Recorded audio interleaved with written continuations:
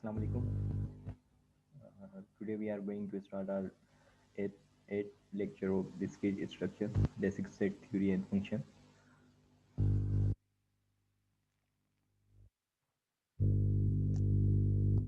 In previous lecture we have covered set operations.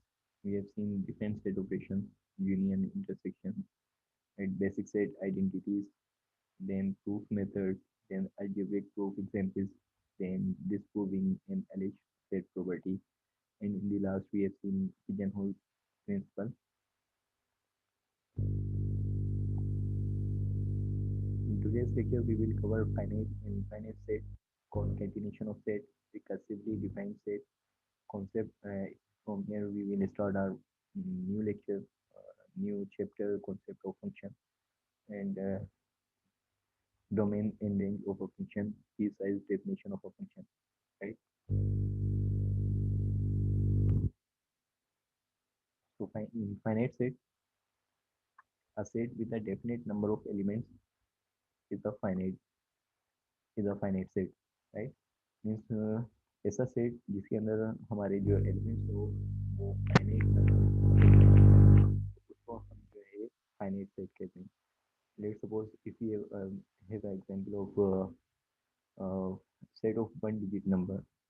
So would anyone please like to tell me which are the elements of set of one digit number?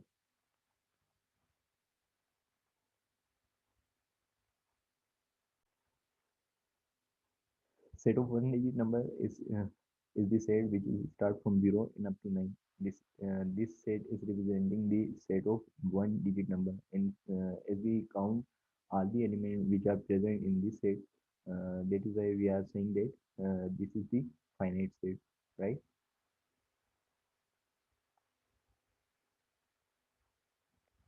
In a finite set, we can always designate one element as the first member S1, another element as the second member S2, and so on. If there are k elements in the set, we can list them as S1, S2, and so on up to Sk. So in this set, in this finite set, we have this is the first element or first member, this is the second member or second element of the set, and up to Sk. So 9 is representing the last element S9. In the example of this set, k is equal to 9, right? So number of element, total number of elements present in this set are 10, right? So that is why we are saying that this is the finite set. A set of a set that is not finite is called infinite set, right? Means ऐसा set जिसको हम count नहीं कर सकते हो, means number of element present जो हो वो कंटिन्यूस हो, तो उसको हम काउंट नहीं कर सकते. और ऐसे जो अनकाउंटेबल सेट हो, yeah, number of elements present in a set which are uncountable, this type of set are called infinite set, right? So example, the sets uh, a comma b comma c in the set of computers in the world are finite, right? But in this set of means in this set, how many elements present in this set? A, B, C.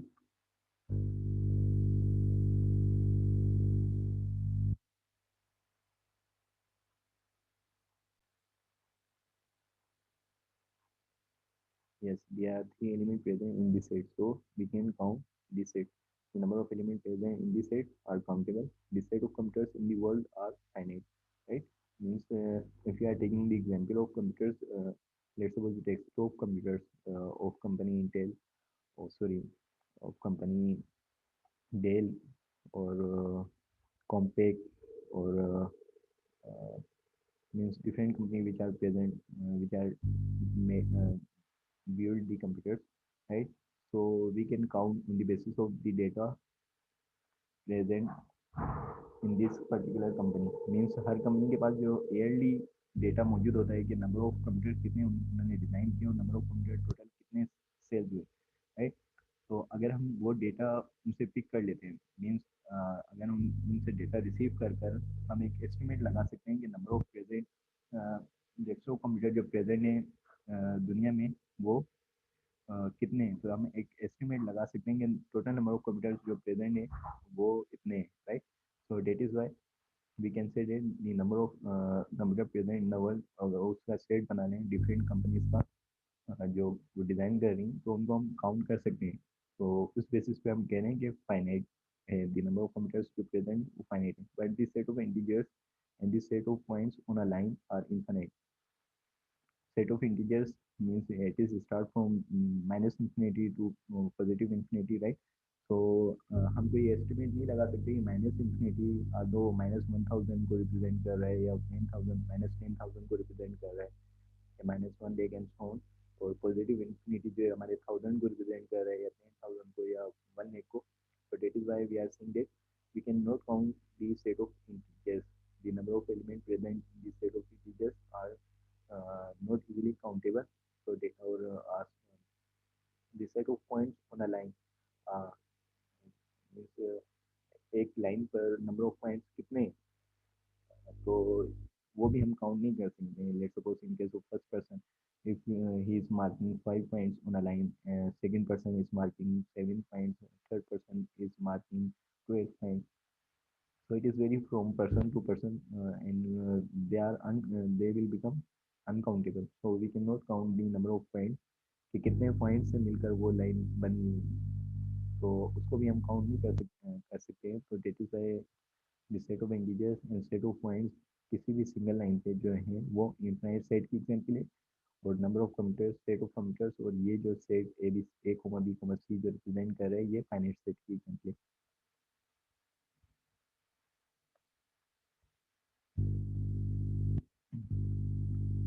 Right. A few additional subset of R means a few additional subset of real number called intervals, right?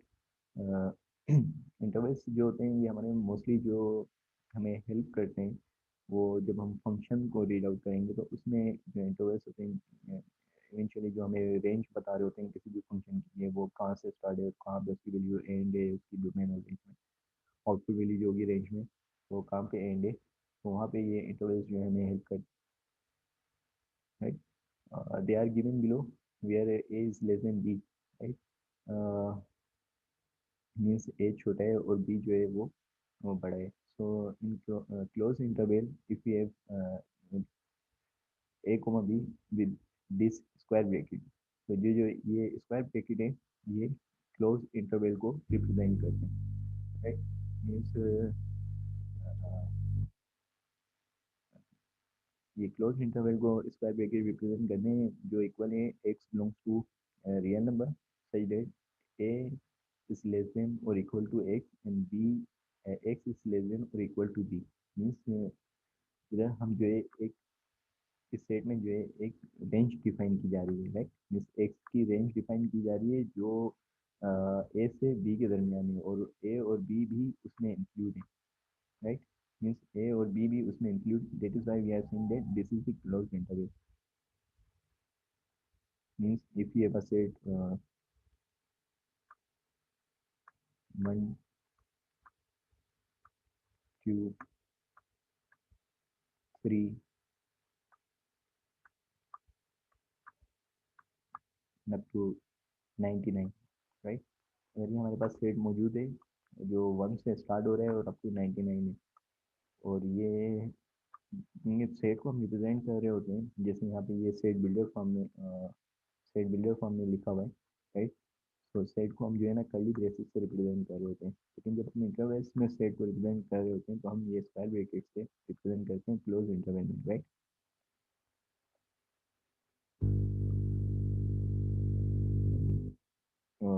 तो close interval में अभी voice clear है आप लोगों को?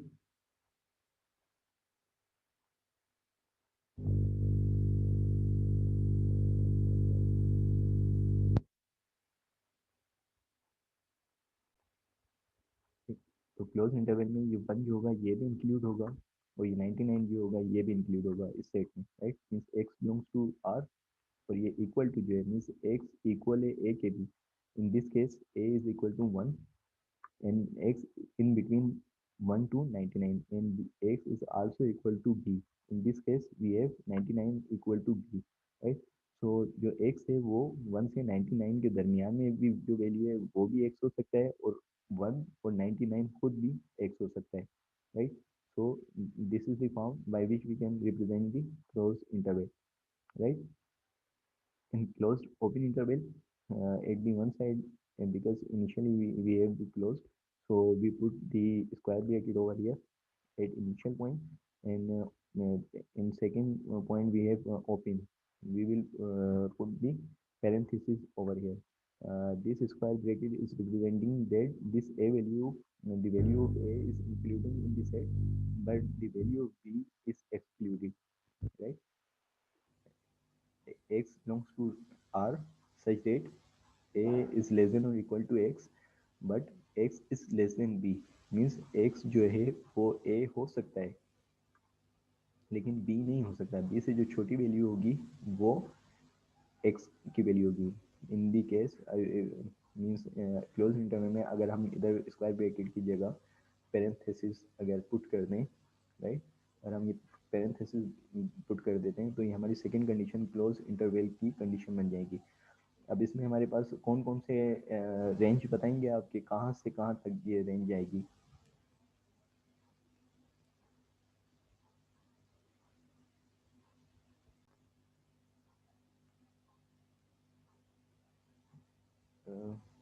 Because it is open, in second condition it is open and b is excluded, so the range will be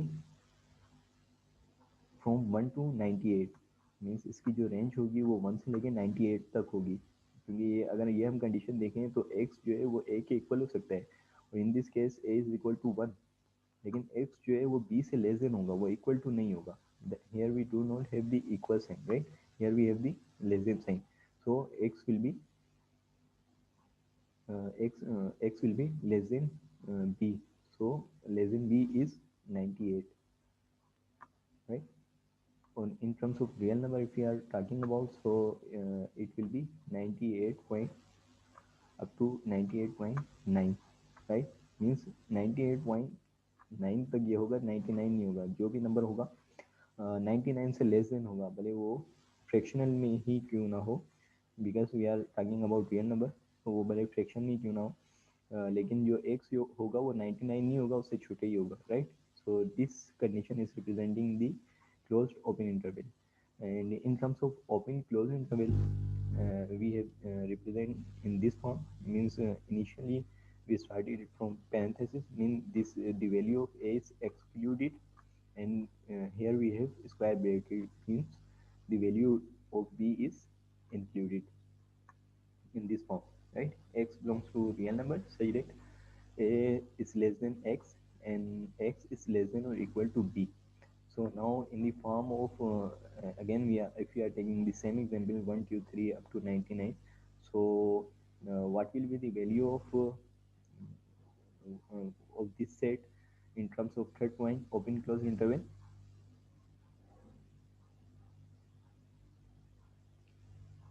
The open close interval इसी set पे हम अप्लाई करें 1 2 3 up to 99, so what will be the value, output value?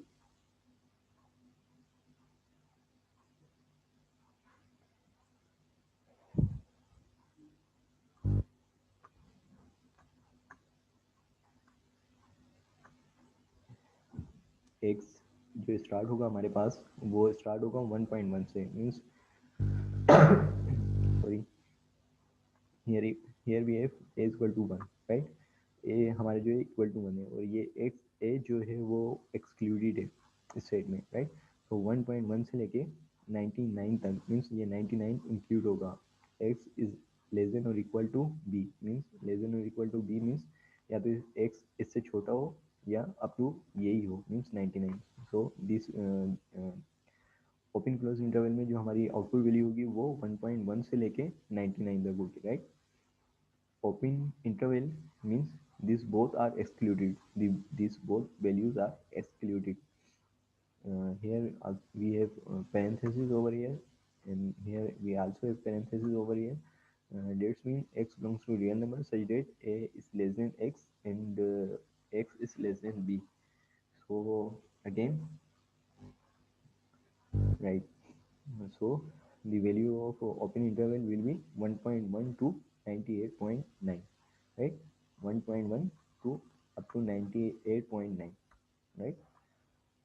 So this is the open interval, means ये दोनों values जो होंगी वो excluded होंगी,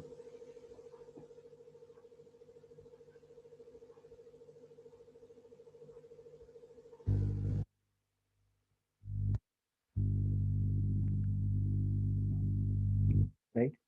अब bracket at an endpoint indicates it is included in the set, means ये जो bracket है एंड पॉइंट पे ये रिप्रेजेंट करता है ये इंक्लूड है, whereas the parenthesis indicates it is excluded, right?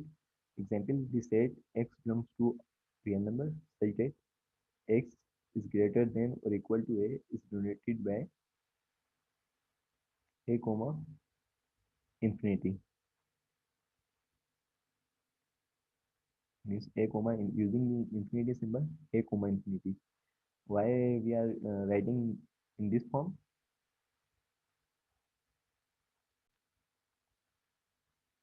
इसको इस फॉर्म में हम इस वजह से लिख रहे हैं क्योंकि x जो है वो ग्रेटर देन और इक्वल टू a है, मीन्स अभी तक ये साइन है ये ग्रेटर देन और इक्वल टू a है, मीन्स ये a को इंक्लूड है, राइट? और x जो है इससे ग्रेटर देन है, राइट? सो अब ये वैल्यू जो है a की वो भले पॉजिटिव हो या नेगेटिव हो लेकिन ये वैल्यू इंक्रीज ही होनी है, मीन्स अगर वैल्यू a की -3 है तो इसमें जब हम 1 प्लस करेंगे तो ये -2 हो जाएगा, राइट? फिर अगेन 1 प्लस करेंगे तो -1 हो जाएगा, अगेन 1 प्लस करेंगे तो 0 हो जाएगा, अगेन 1 प्लस करेंगे तो 1 हो जाएगा, राइट? तो and it's move on, right? हम इसको हमें क्लोज इसकी हमें इनिशियल वैल्यू तो पता है, means it is equal x is equal to A, right? Initial value हमें पता है कि a initial value let's suppose हम 3 करते हैं, 4 करते हैं, 5 करते हैं, तो इनिशियल वैल्यू हमें पता है और वो इंक्लूडेड है, तो इसको हम लिखेंगे क्लोज्ड ओपन इंटरवल में, that is why we are writing it, it is an closed open interval, क्योंकि ये हमें ये -3 से स्टार्ट होगा या -2 से स्टार्ट होगा या -4 से स्टार्ट होगा तो ये वैल्यू तो इंक्लूडेड होगी, लेकिन ये कहाँ तक जाएगी? प्लस इन्फिनिटी तक जाएगी, प्लस इन्फिनिटी क्या है नंबर है, वी डोंट नो, राइट? ये आल्दो ये 1000 भी हो सकता है, 1 लाख भी हो सकता है, 1 करोड़ भी हो सकता है, so that is why we are putting open interval over here or parenthesis over here, right? Likewise, the set x belongs to real number such that x less than or equal to a is denoted by minus infinity, comma a close bracket. Why we are writing in this form to this set? इस statement को हम इस form में क्यों लिख रहे हैं?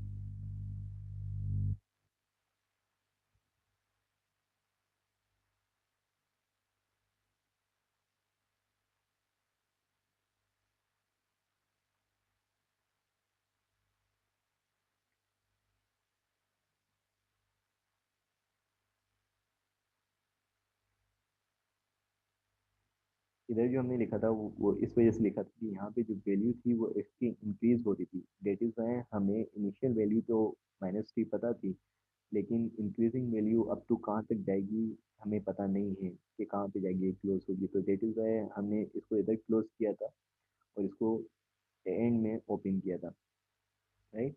In this form x is decreasing, right? Means अब ए जो है ना पॉजिटिव 1000 भी हो सकता है और let suppose a is equal to 10, तो अब जब ये डिक्रीज होगा क्योंकि एक्स की वैल्यू ए से छोटी होनी चाहिए, इक्वल होनी चाहिए, तो जब ये इक्वल का साइन है तो ये तो हमें पता है कि ये इक्वलेंट है, कंफर्म है कि ये ए के इक्वल होगा, राइट? ये ए के इक्वल होगा, लेकिन ये डिक्रीज कहाँ तक होगा ये हमें कंफर्म नहीं है कि ये -10 पे जाके एंड होगा, -100 पे, -1000 पे, that is why we are putting open interval over here, that is why we are writing in this form open close interval, right? Because the value in this example in this set build and notation, the value of x is increasing, here the value of x is decreasing, that is why we are putting positive infinity over here, and here we have decreasing value, so that is why we have negative infinity over here, right? Is it clear to all of you?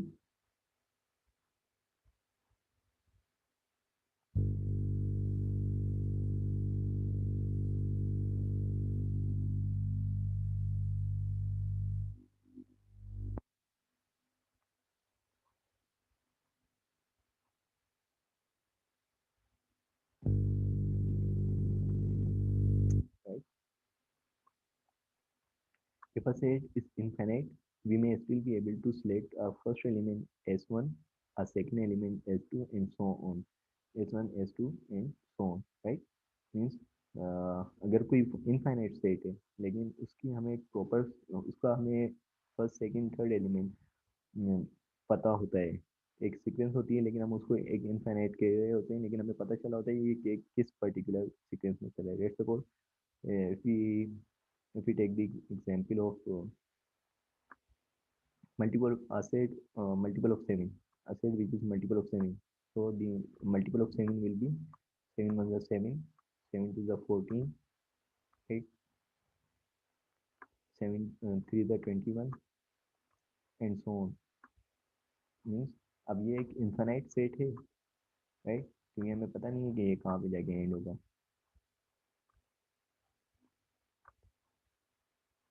Here we also this is no describe, right?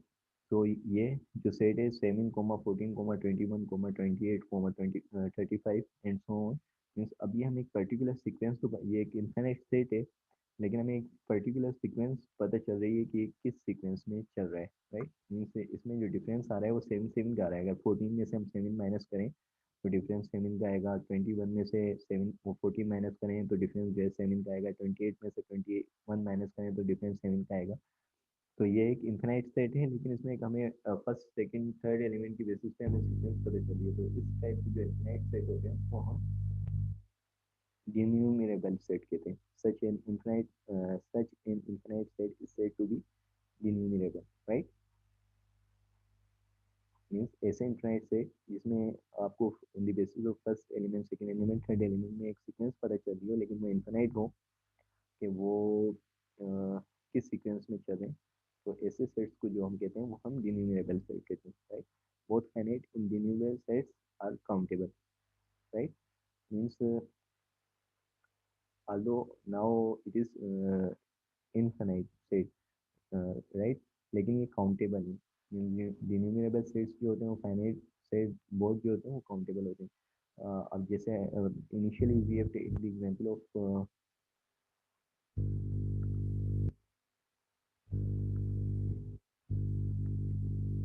here we have to take the example of the set of computers, right? Set of computers अगर हम individually person to person जाकर count करेंगे ये किस company का computer या desktop computer या laptop ये यूज़ कर रहे हैं, राइट? तो इसको काउंट करना डिफिकल्ट होगा और हम इसको कह सकते हैं कि ये इन्फिनाइट है। लेकिन हमने क्या किया था वहाँ पे उसको हमने फाइनाइट जगह काउंट किया था सेट ऑफ कंप्यूटर को। किस बेसिस पे कि हम कंपनीज का जो ईयरली डेटा होता है उसको रिसीव करते हैं और उसकी बेसिस पे हम कहते हैं कि ये जो है इस कंपनी के इतने कंप्यूटर सेल्स हुए, सेकंड कंपनी के इतने कंप्यूटर सेल्स हुए, थर्ड के इतने कंप्यूटर सेल्स हुए, राइट? तो उसकी बेसिस पे हम एक एस्टिमेट लगा रहे थे कि इसके इतने कंप्यूटर सेल्स हुए। तो ऐसे इनसाइट थे जिसमें हम एक एस्टिमेट लगा सकें on the basis of particular sequence, तो उसको हम काउंटेबल कहते हैं। both finite and enumerable sets are countable, right? This point is clear to all of you?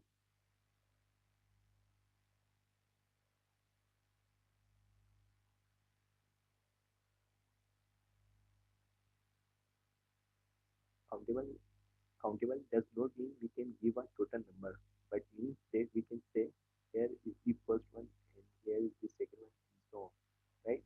Means again वो estimate वाली बात या एक पर्टिकुलर सीक्वेंस को ये एक जगह पे हम कह रहे हैं कि भाई ये इनफिनाइट सेट्स जो होते हैं उसको हम डिन्यूमरेबल कहते हैं और सेकंड पे हम कहते हैं कि वो काउंटेबल है, राइट?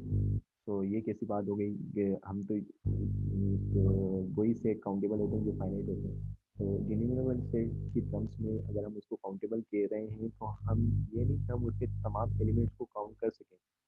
जैसे मैंने आपको कहा कि कंप्यूटर्स की जो है हम एक फाइनाइट के अंदर काउंट करते हैं लेकिन सेट ऑफ इंटीजर्स या सेट ऑफ पॉइंट लाइंस के पॉइंट्स जो है हमारे इनफाइनाइट थे। फिर इसमें set of points on a line जो थे इनफाइनाइट थे, राइट? अब लेट सपोज एक लाइन है 10 मीटर की, राइट? और उस 10 मीटर की लाइन पर हम जो पॉइंट लगा रहे हैं या एक लाइन है मीन्स हमें नहीं पता कि वो कितने मीटर की है वो मूव होने, राइट? लेकिन हम उस पर जो पॉइंट लगा रहे हैं first point after one, foot लगा रहे हैं, सेकंड पॉइंट आफ्टर 2 फीट लगा रहे हैं, थर्ड पॉइंट आफ्टर 3 फीट। अब उसमें हमें पता चल रहा है कि हम आफ्टर एवरी फीट जो है, एवरी फुट जो है उस पे जो है ना हम एक पॉइंट मार्क आउट कर रहे हैं, सही। तो उसकी बेसिस पे हम कहते हैं कि हमें इसका फर्स्ट पॉइंट, सेकंड पॉइंट, एक सीक्वेंस, पर्टिकुलर सीक्वेंस हमें पता है उसकी, राइट। तो उसकी बेसिस पे हम उसको कहते हैं कि ये काउंटेबल है। काउंटेबल ये नहीं कि हम उस लाइन के सारे पॉइंट्स ही काउंट कर लेंगे, लेकिन हमें उसकी मीन्स एक सीक्वेंस पता चल रही है इन द फॉर्म ऑफ डिन्यूमरेबल, हमें पता चल रहा है कि वो, उसकी बेसिस पे हम कह रहे हैं कि ये काउंटेबल है, right. Countable does not mean we can give a total number, but means that we can say here is the first one and here is the second one and so on, right. Is this clear to all of you?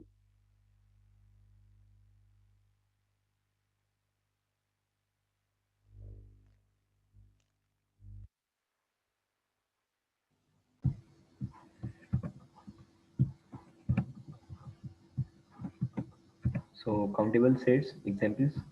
The set of positive integer numbers are countable, right? In set of only if you are taking the positive integers, so we can count. Means जैसे कि हमने देखा कि एक हमें पता होता है कि एक पर्टिकुलर सीक्वेंस में वो फ्लो कर रहे होते हैं। जब हमें सीक्वेंस जैसे मल्टीपल ऑफ सेवेंस की हमने एग्जांपल लिया, दो वो इन्फिनाइट सेट था, लेकिन हम उसको डिन्यूमरेबल और काउंटेबल कह रहे थे, राइट। मीन्स क्योंकि एक हमें पर्टिकुलर उसका जैसे प्रीवियस स्लाइड में कहा गया कि इसका मतलब ये नहीं कि आप उसके हर एलिमेंट को काउंट कर लें, लेकिन आपको एक पर्टिकुलर सीक्वेंस पता चल जाती है कि फर्स्ट एलिमेंट कौन सा है, second, third and so on, right. Sorry.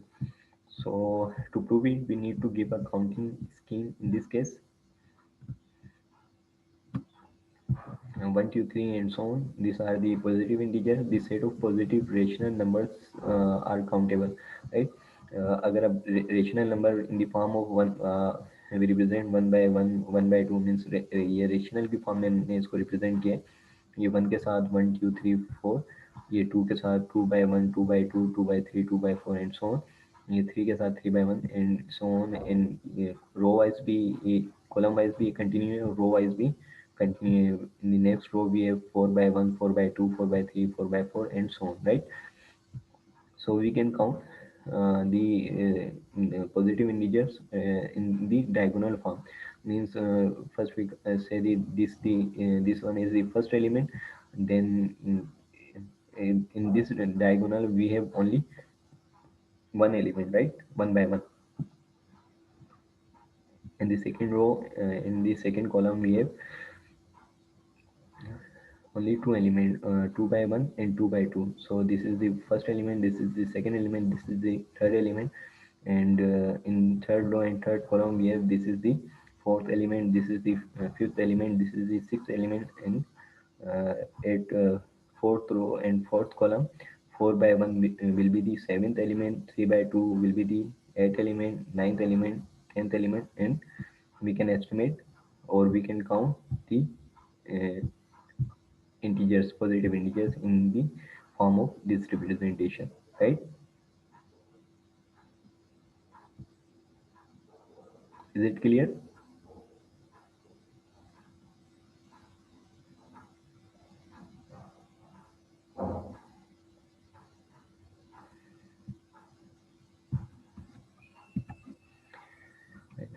Uncountable sets.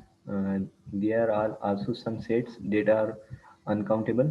The set is so large and there is no way to count out the elements, right? Means if you are taking the example of means set of all set of integers, set of integers, not set of positive integers. We are taking the example of set of integers, means positive integers and negative integers are present in the set. So in this case we cannot count the element of that set, right? So that is why we are saying that these are the uncountable set. One example, the set of real numbers between 0 and 1 is uncountable. If we are taking the example of real number, and if we are saying the number of element present between 1 and 0, right? So we cannot count the element between 1 and 0 in the form of real number. Why we cannot count?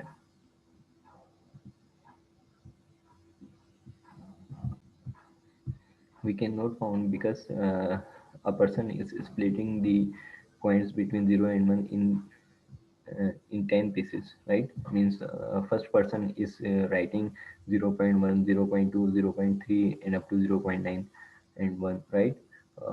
The second person is splitting it in the form of 100 in 100 pieces, right? Means 0.01, 0.02, 0.03. The third person is splitting in 1000 pieces, 0.001, 0.002.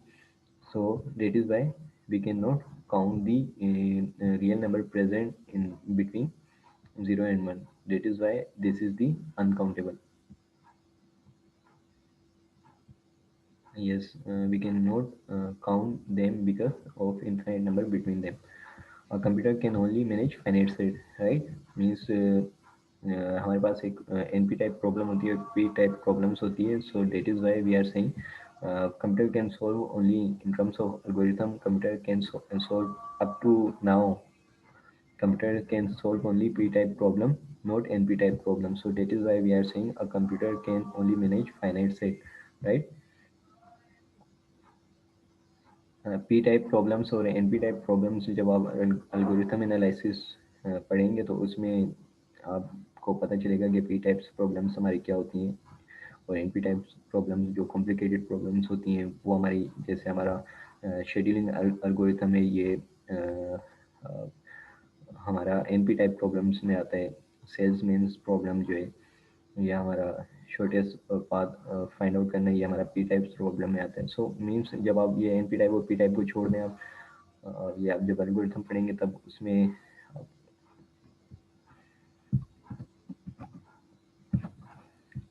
concatenation, right? Is it clear to up to here, all of you?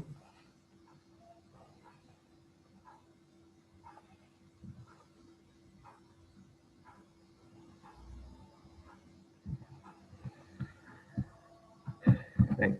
Concatenation alphabet means concatenation जो है एक पूरी string को मिलाकर जब आप लिख रहे होते हैं तो उसको आप कॉन्केटिनेशन कहते हैं. लेकिन उससे पहले आपको वो स्ट्रिंग कैसे बनती है तो उसके जो सब पार्ट्स हैं तो आपको अल्फ़ाबेट का पता होना चाहिए, वर्ड का पता होना चाहिए, फिर लैंग्वेज का पता होना चाहिए, पर्टिकुलर लैंग्वेज, फिर उसके बाद जो है स्ट्रिंग पे आते हैं. So that is Y in concatenation we first have alphabet, a finite set of symbols. means ये कोई भी set है z जो एक set of symbols है in an alphabet, is an alphabet, right?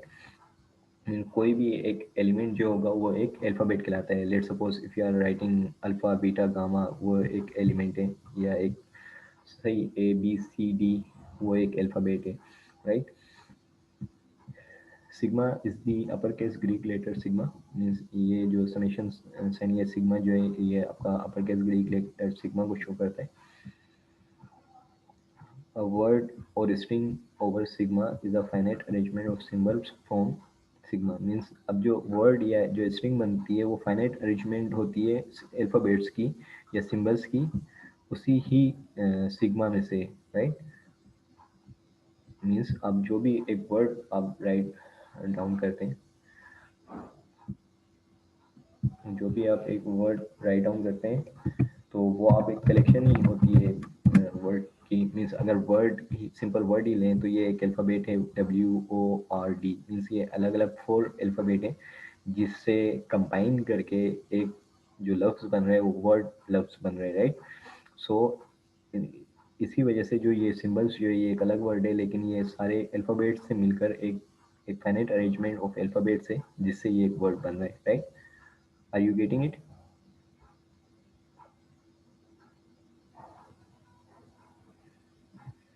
Right. For instance, the only alphabet understood by a computer is the binary alphabet 0, 1, right?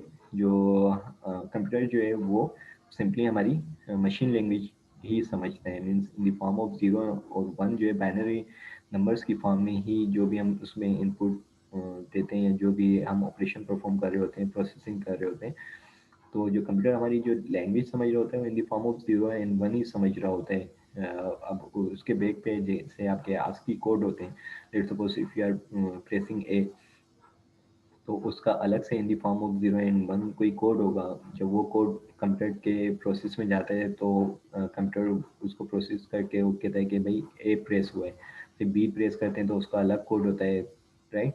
तो computer जो है वो 0 और 1 की फॉर्म में ही हमें मीन्स वर्ड्स को, अल्फ़ाबेट्स को जो है वो अंडरस्टूड कर रहा होता है, right. Every word is a finite and unique arrangement of zero and once.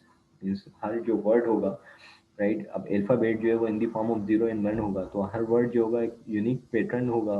उस उसका मीन्स अब कोई भी आप वर्ड लिखेंगे तो उसका एक यूनिक पैटर्न बनेगा, जिससे कंप्यूटर आपको डिस्प्ले करता है कि ये वर्ड या ये अल्फ़ाबेट प्रेजेंट प्रेस हुए हैं, जिसकी बेसिस पे ये वर्ड वो आपको स्क्रीन पे शो कर रहा है, right. Every zip code is a word over the alphabet 0 to 9, right. Zip code होता है आपका, या आप पोस्टल कोड की एग्जांपल ले लें, तो जैसे लाहौर का पोस्टल कोड है 7400, राइट। कराची का पोस्टल कोड जो है आपका 94200, राइट। तो अब 94200 या 74000 जो है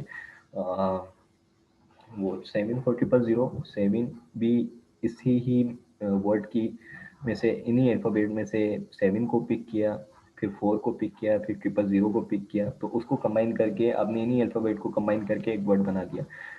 94200 अगर आपने, तो 9 को पिक किया, 4 को पिक किया, 2 को पिक किया और 00 को पिक किया, तो वो भी आपने इसी अल्फ़ाबेट में से पिक करके इन सिंगल डिजिट्स में से या इन सिंगल अल्फ़ाबेट्स में से ही आपने पिक करके एक यूनिक पैटर्न बनाया है, जिससे आप एक पोस्टल कोड को, एक शहर के पोस्टल कोड को रिप्रेजेंट कर रहे होते हैं, right. Sets such as A, B, C, A, B, C are not considered alphabets since the string A, B, right? So here we have said A, B, C. अगर हमारे पास A, B, C होता और C and so on, तो इसको हम कह सकते थे कि ये किसी अल्फ़ाबेट को रिप्रेजेंट कर रहे हैं। लेकिन इधर ये दो अल्फ़ाबेट कंबाइन हो गए, ए और एंड बी कंबाइन होके एक वर्ड बना दिया या एक स्ट्रिंग बना दी, बी सी या A B, right. So that is why we cannot say that this is an we can say that this is a set of word or set of string, but not the set of alphabet, right? Is it clear to all of you up to here?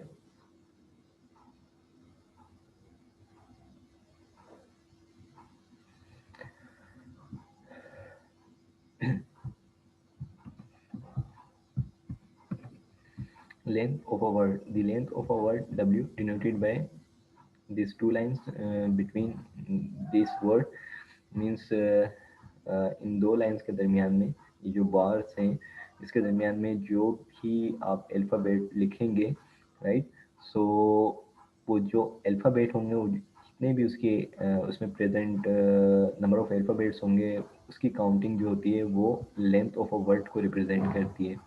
Is the number of symbol in it, right, denoted by this two bar W is the number of symbol in it, mean number of symbol जो भी इस two bars के दरमियान में present होंगे वो एक word की लेंथ को रिप्रेजेंट करते हैं, right. A word of length 0 is the empty word, right. Means अगर जैसे हम नल सेट को रिप्रेजेंट करते थे इन the form of 5, right, in the form of 5 या इन the form of empty set means curly braces and इस तरीके से हम जो है एम्प्टी सेट को रिप्रेजेंट करते हैं, right. So if you are saying that there is no word present और एम्प्टी एम्प्टी वर्ड को हम जो रिप्रेजेंट करते हैं वो रिप्रेजेंट करते हैं इन the form of lambda. Means इसके ये एम्प्टी नहीं होता, इन दोनों बार के दरमियान में ये लेमडा का साइन होता है। ये लेमडा का साइन रिप्रेजेंट करता है कि ये इसकी जो लेंथ है वो 0 है, या इसके इन बार्स के दरमियान में कोई भी अल्फ़ाबेट मौजूद नहीं है, right. A word of length 0 is the empty word or the null word denoted by the lowercase Greek letter lambda, right। इसको एम्प्टी वर्ड को जैसे हम एम्प्टी सेट को 5 से डिनोट करते थे, एम्प्टी वर्ड को जो हम रिप्रेजेंट करते हैं ये लोअर केस लेमडा से रिप्रेजेंट करते हैं, right. It contains no symbols. For example Why we are writing 2 over here?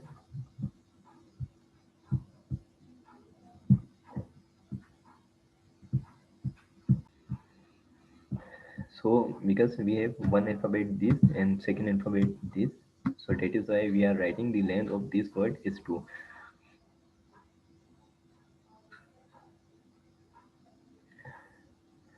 right?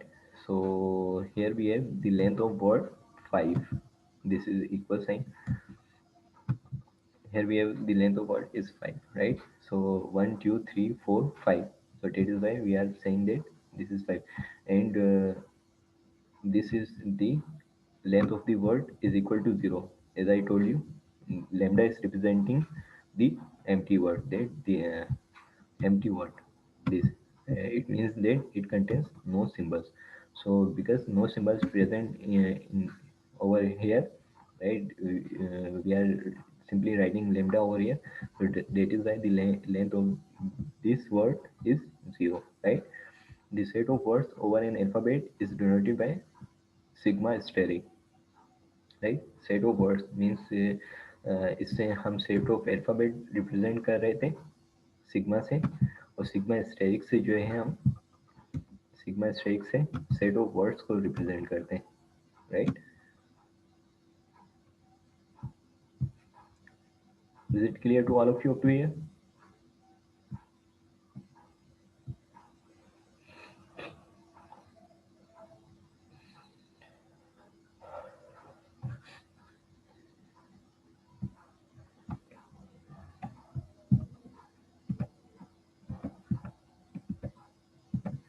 Right? A language over an alphabet, set of alphabet is a subset of set of words और sigma study, right? अब जो भी language हम बनाएंगे, right, वो जो होती है वो सबसेट होती है सेट ऑफ वर्ड्स का, राइट? और एक सेट ऑफ अल्फ़ाबेट पे और सेट ऑफ वर्ड्स का मीन्स आप कोई भी वर्ड लिखते हैं, राइट डाउन करते हैं किसी भी मीन्स दो सिंबल्स को मिला के, तो वो सबसेट, क्योंकि वो सेट ऑफ वर्ड्स में प्रेजेंट होगा, राइट, तो वो उसका सब वो लैंग्वेज जो होगी वो उसका सबसेट होगी। एक एग्जांपल,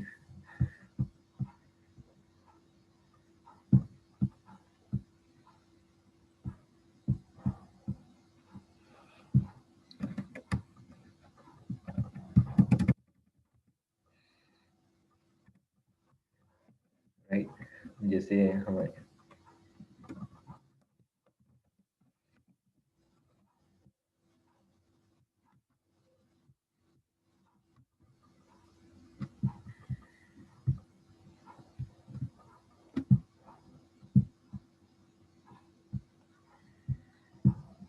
राइट, अब हमारे पास जो है लेट्स सपोज एक ये वर्ड सेट ऑफ वर्ड मिला हुआ है, right, sorry set of symbol मिला हुआ है, राइट? सो इसके ए बी हो सकते हैं, right? A B comma B A comma A comma B B coma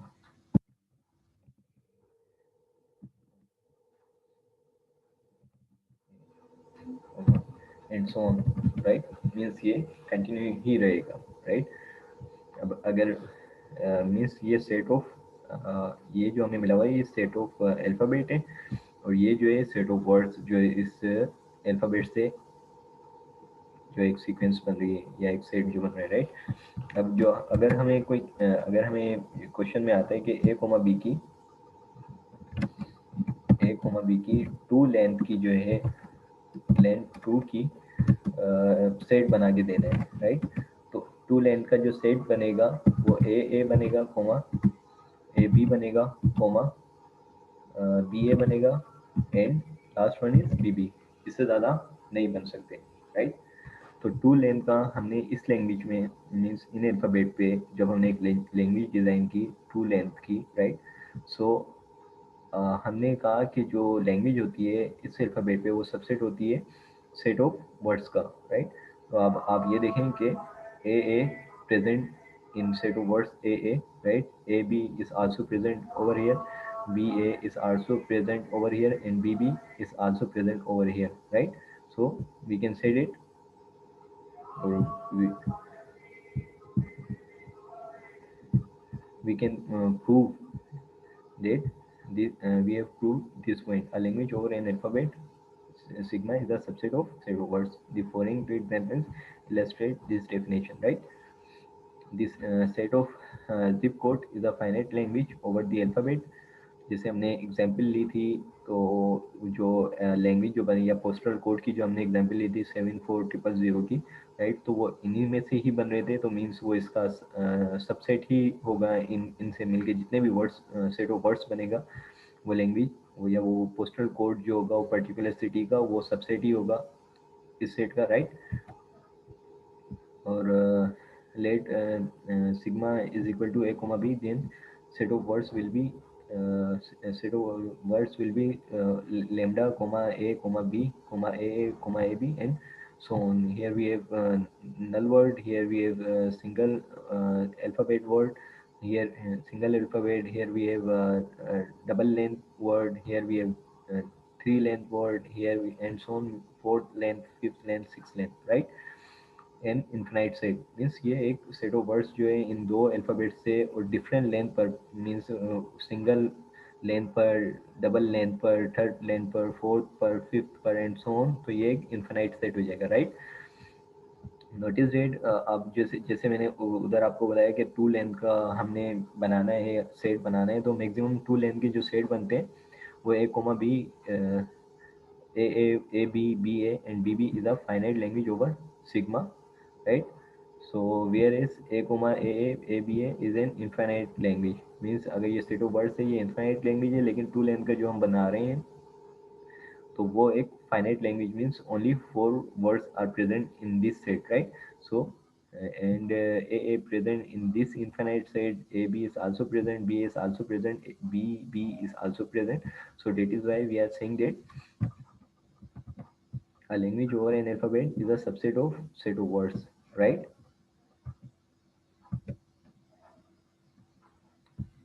Word can be combined to create new word, right? If you, means if you, word can be combined to create new words. If you are adding these two words, a a b, if you are combining these two words, a b b a, right? A b b a. So if you are taking the, अगर हम चार length का कोई word इसमें से लेंगे तो ये इस सेट में भी प्रेजेंट होगा, A B B A, right. अगर हम इन दो वर्ड्स को ही कंबाइन कर देते हैं, ए बी, मीन्स ये सिंगल जो सिंगल लेंथ वर्ड जो है, ये इनको हम कंबाइन कर देते हैं, ये ए बी बन जाएगा, तो ये ए बी प्रेजेंट है, मीन्स यही के words can be combine to create new words. तो ये वर्ड्स को अगर हम कंबाइन करते हैं तो न्यू वर्ड्स को क्रिएट करते हैं। लेट सपोज अगर हम बी और ए को, इन दोनों को कंबाइन करते हैं तो ये बन रहा है B A. So here we have B A, so this is the new word. If you are combining A and this A B B, this A and this A B, right, so this A, तो ये new word हमारे पास बन रहा है, right. तो subset का भी आप पता चल गया, और ये लास्ट पॉइंट जो है कि अगर दो वर्ड्स को हम कंबाइन करते हैं तो वो एक न्यू वर्ड्स को क्रिएट करता है, ये भी हमने यहाँ पे देख लिया, right. Is it clear to all of you up to here?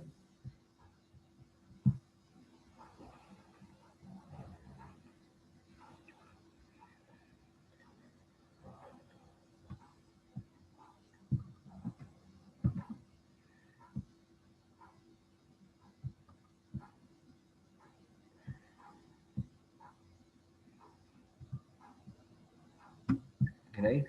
Uh, Now we are on concatenation. The concatenation of two words x and y over an alphabet denoted by x, uh, xy, is obtained by appending the word y at the end of x, right?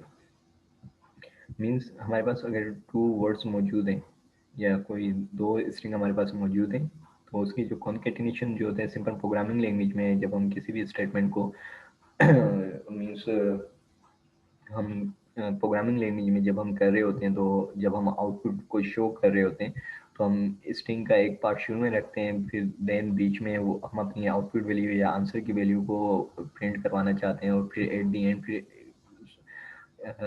And वाला part जो है string का वो right up करना चाहते हैं। अगर हम in terms of programming language देखें, तो हम इनिशियल में एक स्टेटमेंट लिखते हैं, उसके सेंटर में अपना आउटपुट वैल्यू पुट करवाते हैं, और फिर एट द एंड जो है ना, हम अगेन एक और स्ट्रिंग लिख रहे होते हैं, राइट।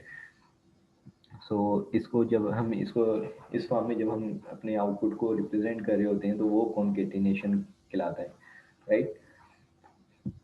तो उसको हम मिलाने के लिए जो डिनोटेड करते हैं वो एक्स और वाई से, means if you have a word,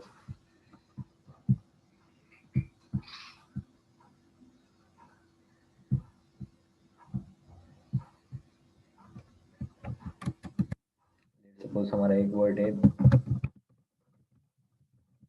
beautiful, right.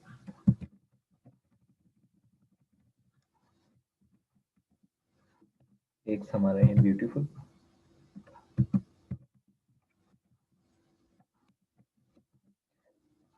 And Y जो है वो है इस, राइट। सो जब हम कॉन्केटिनेशन परफॉर्म करते हैं, राइट, तो एक्स वाई कंबाइनली जो हम लिखते हैं, राइट,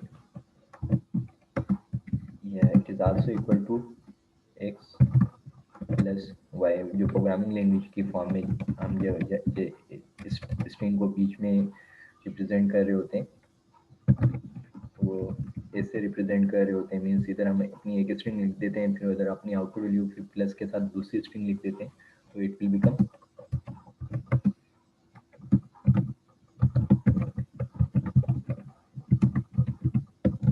राइट। हमने जो है इसको इन दोनों वर्ड्स को कंबाइन करके एक्स और वाई की फॉर्म में इस तरीके से लिख दिया है,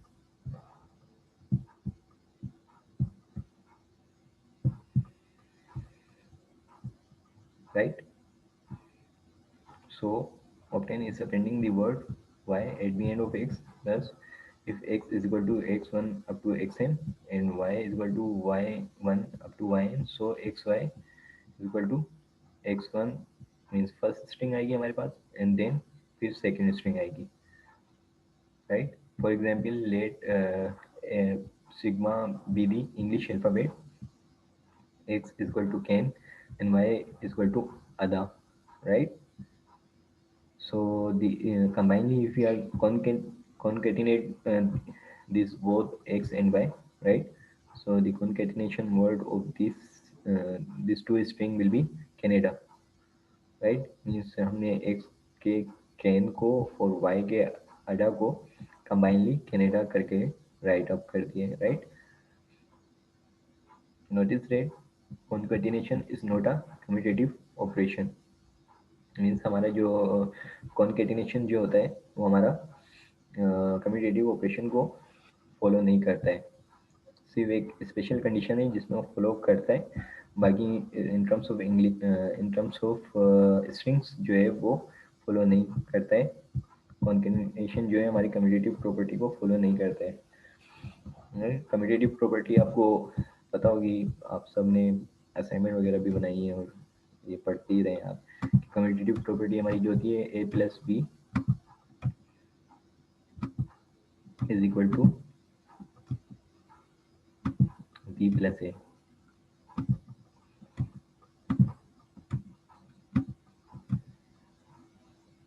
right? A plus b is equal to b plus a. So in terms of concatenation, we can now write xy is not equal to yx. Why? Agar, if you are taking the example of if you are taking the same example, means if x is equal to 10,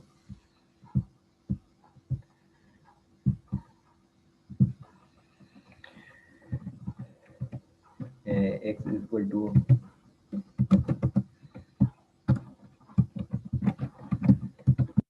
10 and y is equal to,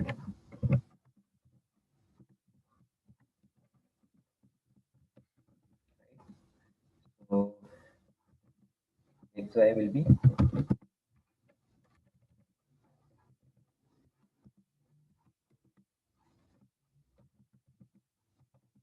right, xy will be Canada। Means अगर इसको concatenate किया इन दोनों words को तो ये Canada हो गया, right. लेकिन अगर हम इसको अगेन वाई एक्स करते हैं, if you are doing Y X, so it will become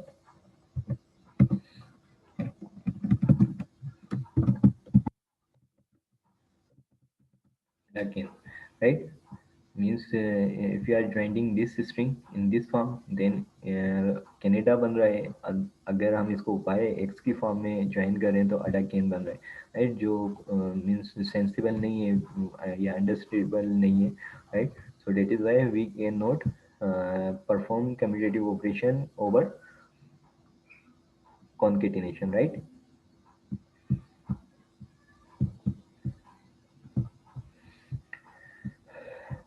It is however associative, that is x y z is equal to x y z is equal to x y z, right। Means अगर commutative operation perform नहीं कर सकते हैं हम concatenation में, लेकिन associative operation perform कर सकते हैं। Let's suppose if you are having this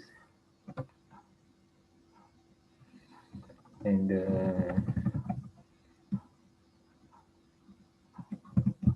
let's suppose x will become the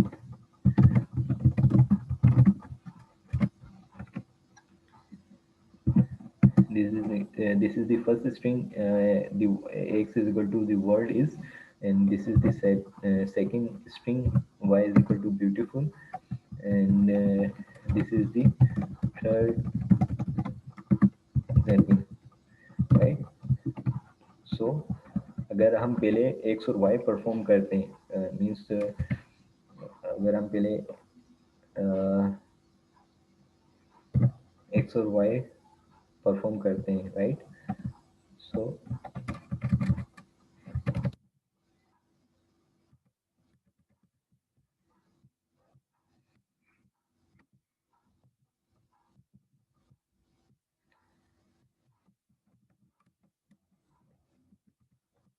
अगर हम पहले x और y परफॉर्म करते हैं तो वो हो जाएगा दी वो।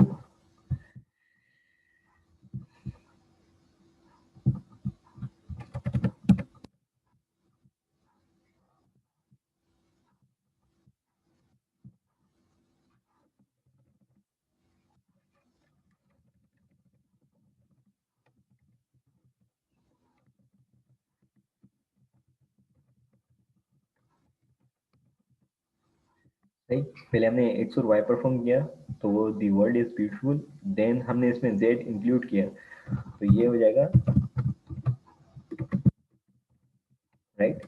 The world is beautiful place to live, right. Means हमने पहले एक्स और वाई परफॉर्म किया, उसके बाद लास्ट में हमने जेड इंक्लूड किया।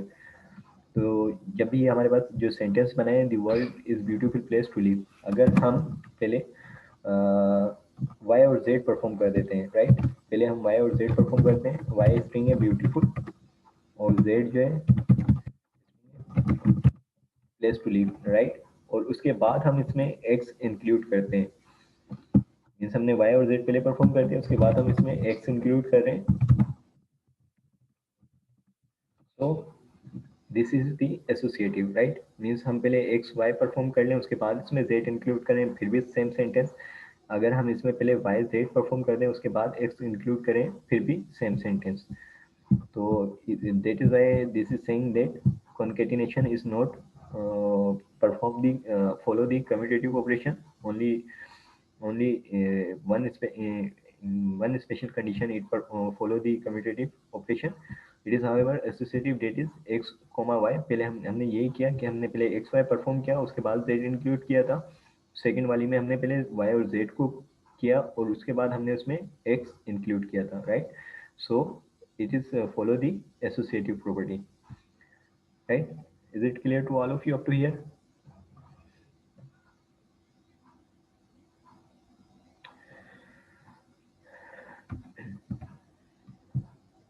Two interesting properties are satisfied by the concatenation operation, right. हमने देखा, हमने वो पहले मीन्स कम्यूटेटिव को भी करके देखा कि वो फॉलो नहीं कर रहा था, मीन्स अगर दो स्ट्रिंग अलग अलग थी, फिर एसोसिएटिव को भी करके देखा। सही। The concatenation of any word x with null word is itself, right? So this is the special condition in which the concatenation follow the commutative property, right? Means this is the in second point जो मैं आप लोगों को कह रहा था कि सिर्फ एक स्पेशल कंडीशन है जिसमें वो कम्यूटेटिव प्रॉपर्टी को फॉलो करता है, तो वो ये है कि जब आप कॉन्केटिनेट करेंगे किसी भी स्ट्रिंग को एक नल वर्ड के साथ, मीन्स कोई वर्ड है ही नहीं, तो वो उसका जो आंसर होगा वो स्ट्रिंग खुद होगी। तो इस कंडीशन में अब कोई वर्ड नहीं है तो आप एम्प्टी प्लेस को भले एक्स से पहले लगाएं या एक्स के बाद में लगाएं, so in both condition we will get the answer x. So this is the special condition in which we have the commutative property. Means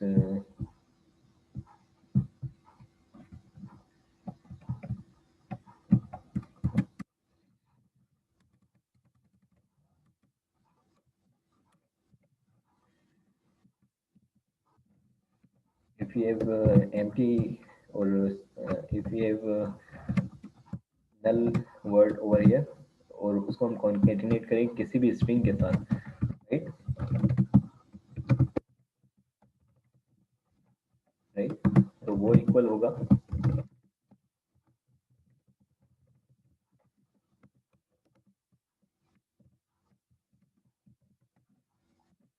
अगर हम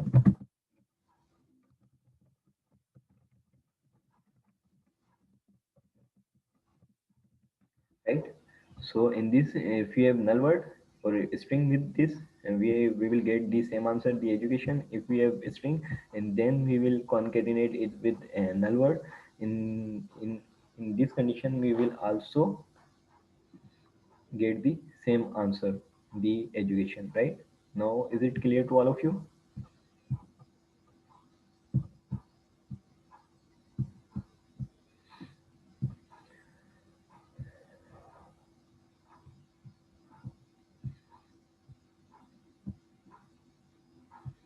Right. For every x belongs to set of words. Right.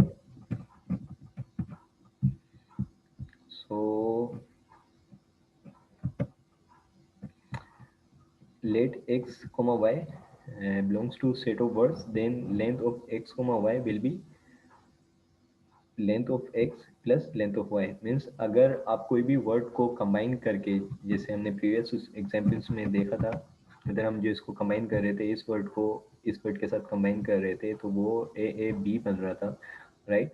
तो अब इस word की आप elements को या alphabet को काउंट करें कंबाइनली, तो इसके भी तीन एलिमेंट हो रहे हैं, या इसकी जो लेंथ हो रही है वो तीन ही हो रही है। और अगर इसको आप सेपरेटली ए को काउंट करें और इस दो को सेपरेटली काउंट करें, तो 2 + 1 विल बी 3, राइट। तो ये बात यही कह रहा है कि if x and y belongs to set of words, then the length of the xy will be equal to, separately आप x की लेंथ काउंट करें प्लस सेपरेटली आप y की लेंथ काउंट करें, तो वो इक्वल होगी आप इसकी कंबाइनली लेंथ काउंट कर लें, right. For example let sigma is equal to a comma b, x is equal to a b a and y is equal to b b a b, then xy will be a b a b b a b b, sorry, BBAAB and XY. The length of this will be 1, 2, 3, 4, 5, 6, 7, 8. The length is 8, and separately we have three alphabet over here and 5 alphabet over here. So if we are individually add them or count them, then the length in both condition will be equal, right? Is it clear to all of you?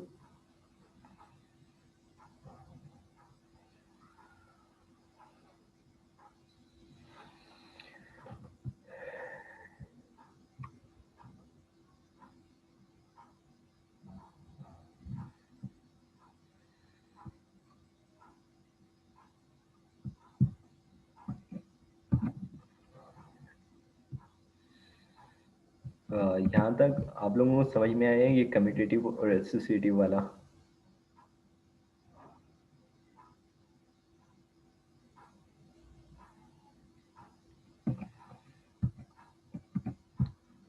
Commutative और associative, ठीक। सो ये first line जो है वो यही कह रही है कि two interesting property are satisfied by the concatenation operation, right. So the concatenation of any word X with lambda is itself means sorry, ये कम्यूटेटिव और एसोसिएटिव को नहीं, इन दो प्रॉपर्टीज को ही शो कर रही है। मीन्स फर्स्ट प्रॉपर्टी ये और सेकंड प्रॉपर्टी ये, the concatenation of any word x with lambda is itself, right. Means आप कॉन्केटिनेशन करें किसी भी स्ट्रिंग का या वर्ड का नल वर्ड के साथ, या किसी भी नल वर्ड का, किसी भी स्ट्रिंग का नल वर्ड के साथ, या किसी भी नल वर्ड का स्ट्रिंग के साथ, तो उसका आंसर जो होगा वो इटसेल्फ खुद स्ट्रिंग ही होगी। ये यहाँ तक क्लियर है आपको फर्स्ट प्रॉपर्टी? मीन्स इस स्पेशल कंडीशन में ये कम्यूटेटिव को फॉलो करती है, कम्यूटेटिव प्रॉपर्टी को। ये फर्स्ट प्रॉपर्टी यहाँ तक क्लियर है आप सब लोगों को?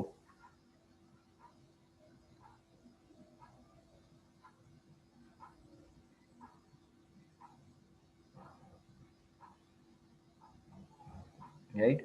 सो सेकेंड प्रॉपर्टी में हमारे पास है X comma Y belongs to set of words, right. Then जैसे कि हमने ये देखा था कि ये जो दो बार्स हैं ये लेंथ को डिफाइन करते हैं, कि मीन्स इसमें जो वर्ड होगा उसमें जो अल्फ़ाबेट होंगे वो काउंटेबल कितने हैं, मीन्स वो 3 हैं, 4 हैं, 5 हैं, राइट। तो वो पूरे वर्ड की लेंथ को काउंट करती है। मीन्स अगर इस वर्ड को हम काउंट करें तो इसमें अगर इसकी लेंथ काउंट करें तो वर्ड डब्ल्यू एक हो गया, जीरो दो हो गया, आर तीन हो गया, और डी जो है वो चार हो गया। तो वर्ड की जो लेंथ है वो चार है, राइट। तो अगर अब हमने जैसे प्रीवियसली स्लाइड में देखा था कि एक स्ट्रिंग अलग है, इधर हमने देखा था कि ये एक स्ट्रिंग अलग है, मीन्स ये हमारे पास ये हमारे पास जो है एक्स हो गया, और ये हमारे पास y हो गया, ए बी जो है हमारे पास y हो गया, राइट। तो ए बी कंबाइन करके हमने न्यू वर्ड क्रिएट किया था ए बी, राइट। तो x की जो लेंथ है हमारे पास वो 1 है। अगर x की हम लेंथ फाइंड आउट करें, x की अगर हम लेंथ फाइंड आउट करें, राइट, तो वो हमारे पास 1 है। और अगर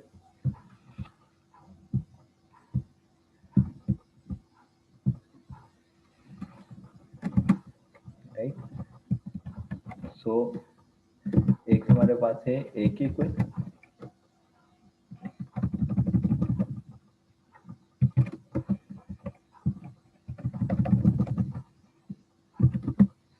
और y हमारे पास है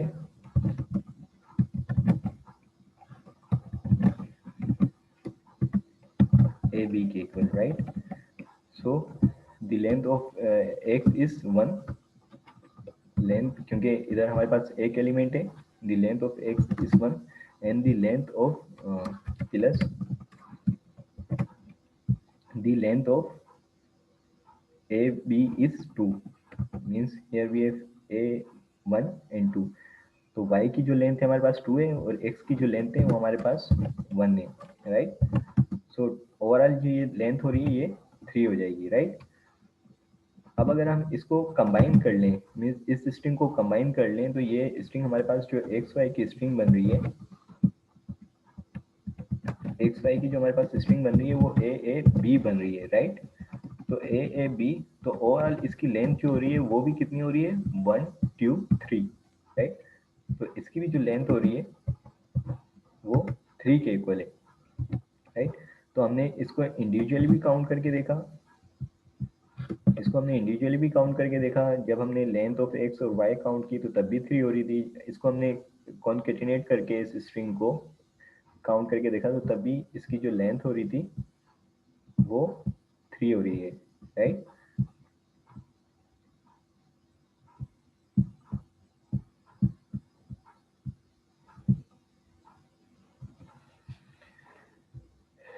right, so same over here this string से हमने एक वर्ड बनाया x is equal to A B A, और दूसरा वर्ड बनाया y is equal to B B A B, right. So individually इसकी जो लेंथ है वो 3 है और y की जो लेंथ है वो 5 है। वो अगर इस स्ट्रिंग को कंबाइनली हम इन दोनों को एक्स वाई करके लिखते हैं तो इस ये ए बी, ए को हमने इनिशियली ए बी ए ये यहाँ तक हमारा एक्स हो गया,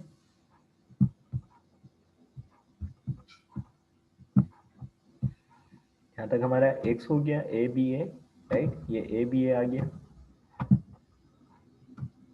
और यहाँ से हमारा वाई स्टार्ट हो गया B B A B, right. So इसकी जो लेंथ है वो 3 है और इसकी लेंथ जो है वो 5 है, तो कंबाइनली ये 8 हो रही है, राइट। और अगर इस ओवरऑल को भी अगर हम काउंट करें तो इसकी भी जो लेंथ हो रही है वो 8 ही हो रही है, राइट। तो अब ये सेकंड प्रॉपर्टी ये कह रही है कि आप इंडिविजुअली काउंट करके उसको ऐड करें तब भी उसकी लेंथ इक्वल होगी, या आप पहले उसको कॉन्केटिनेट करने के बाद उसको काउंट करके रिप्रेजेंट करें तभी उसकी लेंथ इक्वल ही होगी।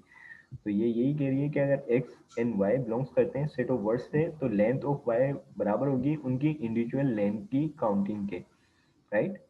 Now is it clear to all of you?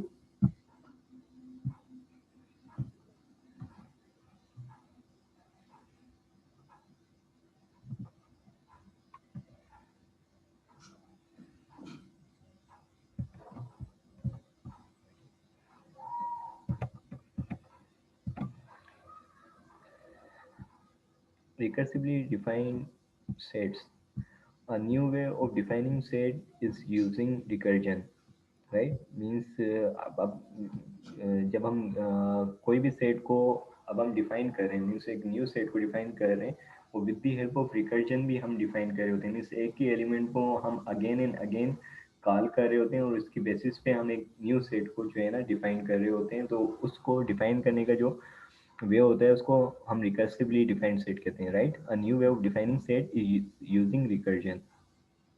Notice that the set of numbers is equal to 2 comma 2 raised to power 2, 2 raised to power 4, and so on, right?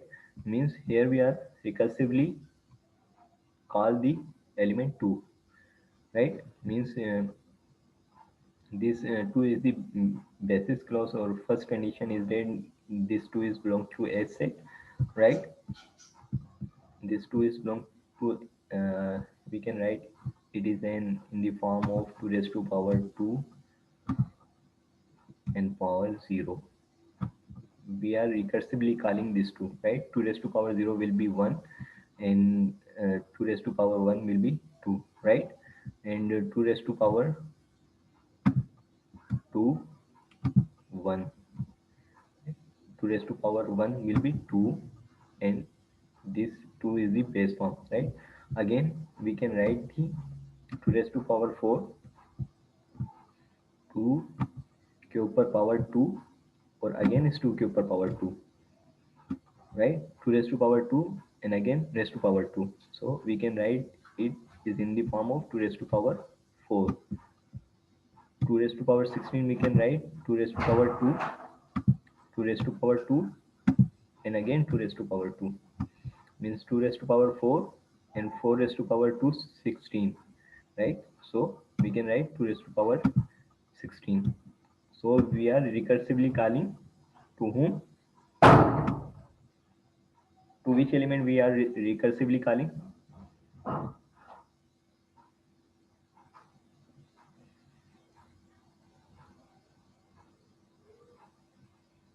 Yes, we are calling to recursively, right?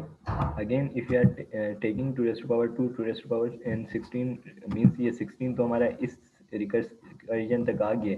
Again हम 16 के ऊपर 16 पर again हम raise to power 2 करते हैं, right? No, this is not the 32, this will become 256,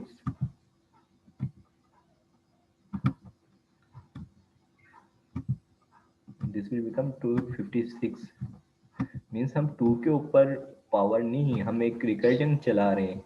means 2 के ऊपर power 2, 2 के मीन्स इधर जो है 2 के ऊपर पावर 0 था, फिर 2 के ऊपर पावर 1 था, फिर 2 के ऊपर पावर 2 था, फिर ये हमने 3 टाइम 2 कर दिया, फिर अगेन हमने 4 टाइम 2 कर दिया, फिर हमने 5 टाइम 2 कर दिया। तो ये 32 नहीं, मीन्स ये 2 raise to power increase recursion हम चला रहे हैं, राइट? We are not simply multiplying 2 with 2 with 2. We are putting power over 2, right? So has three interesting characteristics. This is the first characteristic, that 2 will be the 2 is belongs to S, means we have defined that this 2 is belongs to S, right? If this 2 is belongs to S, let me clear. Is this up to here? This is clear to all of you?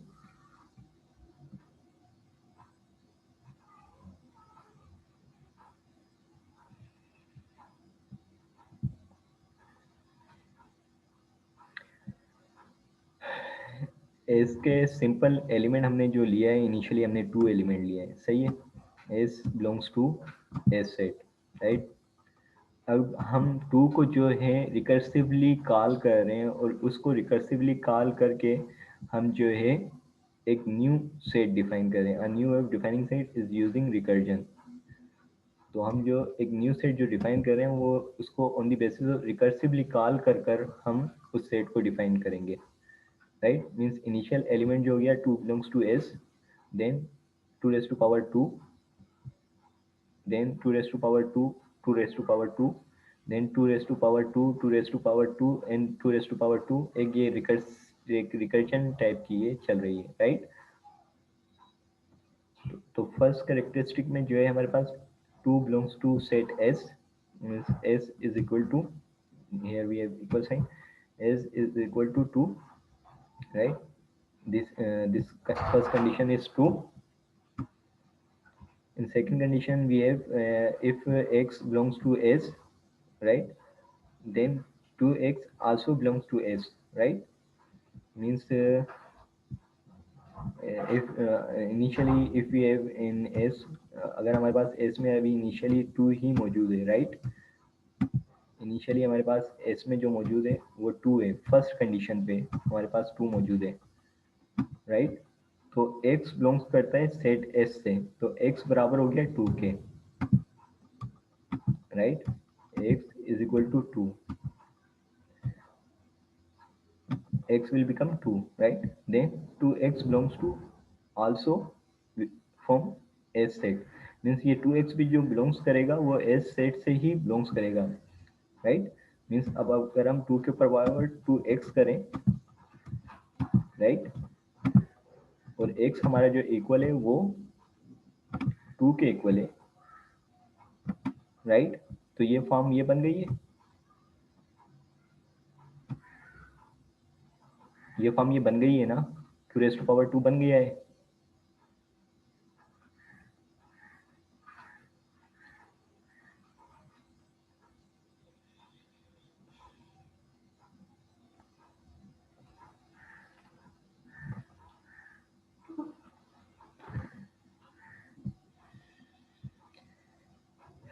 Right. तो 2 raise to power 2 बन गया, और ये हमारे पास 2 raise to power 2 जो होता है वो 4 के इक्वल होता है, right? Now again, because we are performing recursion, now x, initially we have x is equal to 2 on second element, when we will reach over here, जब हम यहाँ पर आएंगे तो x हमारा 4 के इक्वल हो जाएगा। x जो हमारे पास थर्ड लेवल पे हमारे पास x जो होगा वो अब 2 के इक्वल नहीं रहेगा, अब वो 4 के इक्वल हो जाएगा, right. So second condition 2 raise to power x, it will become 2 raise to power 4, right. तो ये हमारे पास थर्ड पॉइंट पे 2 रेज टू पावर 4 आ गया, right. Now for next element our X will become 2 raise to power 4 कितना होता है,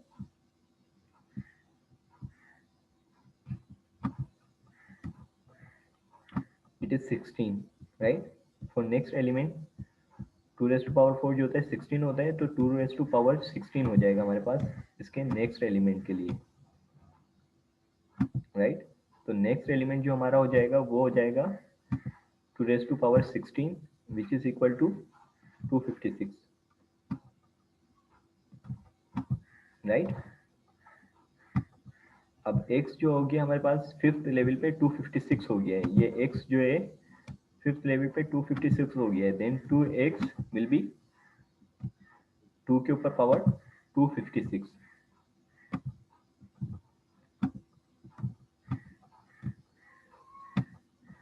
to and ये सीरीज ऐसे सोन चलती जाएगी, राइट। तो हमने प्रूव किया कि s belongs to 2 belongs to s, then if x is also belongs to s, then 2x will also belongs to s, right। हमने 2 बिलोंग्स करता है s से, राइट, पहली कंडीशन में। सेकंड कंडीशन में हमने किया कि x बराबर है 2 के, तो इफ x अगर x बराबर है 2 के तो then 2x is also belongs to s, 2 raise to power x is also belongs to s, right. हमने ये भी प्रूव किया। फिर हमने अगेन इसको रिकर्सिवली कॉल करते रहे हम इसको यहाँ पर, राइट। फिर हमने क्या किया कि x जो हमारा इक्वल हो गया 4 के, x जो हमारा इक्वल हो गया 4 के, और 2x 2 raise to power 4 is also the belongs to this set, right. फिर x हमारा 16 के इक्वल हो गया and 2 raise to power 16 also belongs to s set. फिर x हमारा 256 के इक्वल हो गया and 2 raise to power 256 is also belongs to s set which is 35536, right.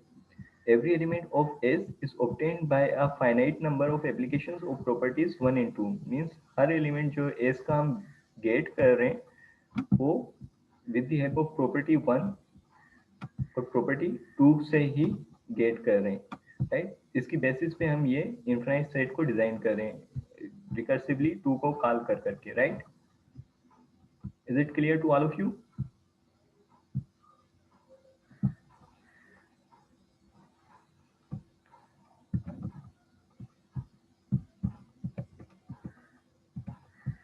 A recursive definition of a set S consists of three clauses. The basis clause explicitly lists at least one primitive element in S.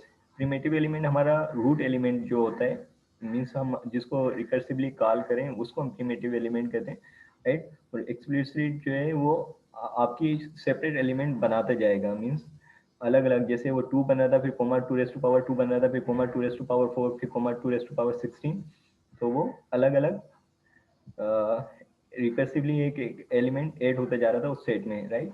तो basis clauses 2 raised to power s means 2 belongs to s, this is the basis clause in this condition, right, ensuring that s is not empty। और ये primitive element यही ensure कर रहा होता है कि s जो है या सेट जो है वो एम्प्टी नहीं है, right. Second, the recursive clause establishes a systematic recipe to generate new elements from known elements। तो इसमें हम क्या कर रहे थे, ये जो हमारी सेकेंड प्रॉपर्टी है ये रिकर्सिव क्लॉज कहलाता है। इससे हम क्या कर रहे थे, न्यू एलिमेंट जनरेट कर रहे थे, राइट। हम x को बिलोंग्स कर रहे थे इसके प्रीवियस एलिमेंट से और 2x से हम न्यू एलिमेंट जनरेट कर रहे थे, फिर हमने इसको प्रीवियस x के से इक्वल कर दिया और इससे हमने न्यू एलिमेंट जनरेट किया, फिर इस न्यू एलिमेंट को हमने x के इक्वल कर दिया और फिर न्यू एलिमेंट, तो एक हमने एक रिकर्जन चला के एक इस टाइप की रेसिपी बना के पूरा सेट को कंस्ट्रक्ट किया रिकर्सिवली, राइट। तो ये हमारी रिकर्सिव क्लॉज कहलाता है। ये first one is called the basis clause and second one is called the recursive clause, right, right.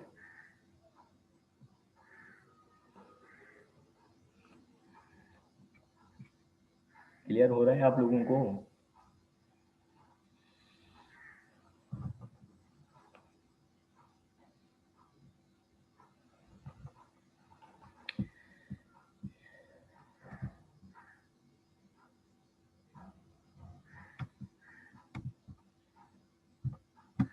Third one is the terminal clause guarantees that the first two clauses are the only ways the element of S can be obtained। Terminal clause जो होता है हमारा वो यही कहता है कि जो दो फर्स्ट टू क्लासेस हैं वो are the only way to get the element of S, right. Means terminal clause यही कह रहा है, जैसे इसमें भी थर्ड प्रॉपर्टी थी या इसको आप टर्मिनल क्लॉज कह सकते हैं, वो यही कह सकते हैं कि वो यही कह रहा है कि इन दो प्रॉपर्टीज की बेस पर ही आप इस एस के ओवरऑल एलिमेंट को गेट कर रहे होते हैं, right. The terminal clause is generally omitted for convenience। Means ये टर्मिनल क्लॉज जो होता है हमारा या ये प्रॉपर्टी जो होती है हम अपनी कन्वीनियंस के लिए रिमूव कर सकते हैं, लेकिन मैनी बुक्स के अंदर ये मेंशनड है, तो इस वजह से ये प्रॉपर्टीज या तीन ये क्लॉजेस जो हैं बेसिस क्लॉज, रिकर्सिव क्लॉज और टर्मिनल क्लॉज को मेंशन किया गया।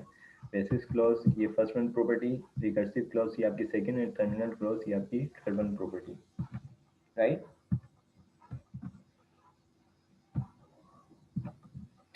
Let S be the set defined recursively as follows.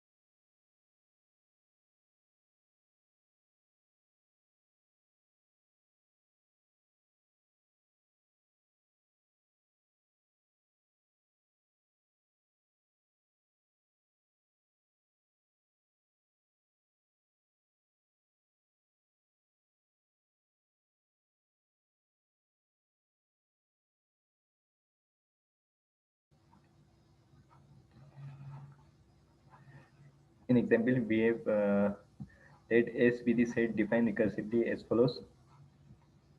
First one is 2 belongs to S. In second condition, we have if X belongs to S, then X square uh, belongs to S, right? Here we have the this the basis clause which 2 belongs to S, and if X belongs to S, 2X, this is the recursive clause, right? But here we have 2 raised to power X, and here we have X raised to power 2, right? So this is the basis clause, and here we have the recursive clause. Here in this condition we were changing the power of the recursive clause, right? And here we are changing the, in this example, we are changing the base of the recursive clause, right? Describe the set by listing method. Uh, Listing method means simply listed, or in tabular form, we have to describe this set, right? So solution 2 belongs to S by the basis clause, right? On the basis clause, we can say that this property 1 2 belongs to S. Now, if X also belongs to S, right? means in S we have only one element, which is now 2, right? Which is now for the timing we have two elements, so x will be equal to 2. X will be equal to 2, right? So x is equal to 2. Then by the recursively cross, when we put the value of recursive cross के अंदर जब हम ये value put करेंगे x की, तो 2 raised to power 2 will be 4, right? The second element is 4 in this set, right? And the third element will be uh, now we have to now x will become equal to 4, right? X will be 4.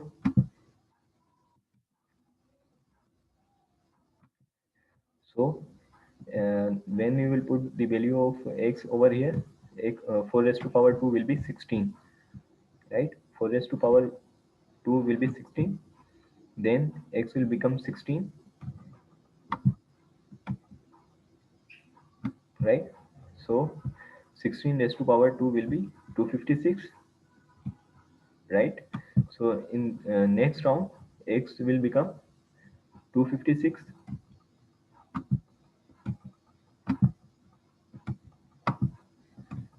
and when we will put the value of x 256 raised to power 2, it will become 25536 and so on, right? So on the basis of these two property, basis clause and recursive clause, we are making this set on the basis of recursion, right? Is it clear to all of you?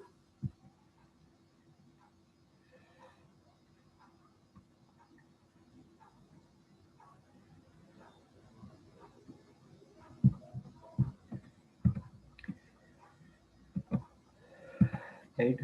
So example, notice that the language L, इधर हमारे पास जो था हम इसको S से represent कर रहे थे. Here we were representing this side with S. Here we are representing this side with L, right? It is also an infinite set, and uh, this is also an infinite set, right? Only elements are changed in both sides. Means उधर element इसके simply change है हमारे पास. तो L हमारे पास है, ये single element, ये डबल लेंथ एलिमेंट.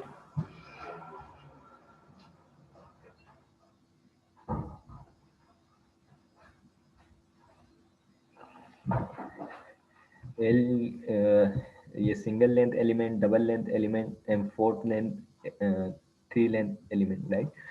बट एक चीज़ जो नोट करने की है वो यहाँ पे ये है कि लेट सपोज हमें दो एलिमेंट मिले हुए हैं, ए कोमा बी. हमें एक सेट बनाना है on the basis of A comma B, right? Means हमारे पास जो सेट, मतलब सेट ऑफ अल्फ़ाबेट हमें जो सिग्मा जो रिप्रेजेंट कर रहा है वो ए बी से रिप्रेजेंट कर रहा है, राइट?